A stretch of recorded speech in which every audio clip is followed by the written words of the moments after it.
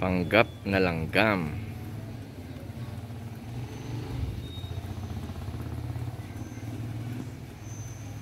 Akala mo langgam, di ba? Pero gagamba talaga yan.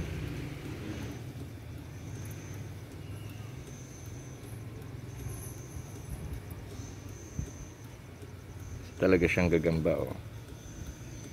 Ayun yung sapot niya, oh. Oh, see?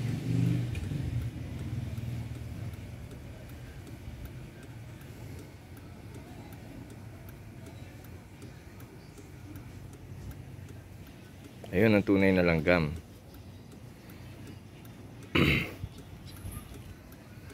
Pero ito, peking handtik yan. Gagamba talaga yan.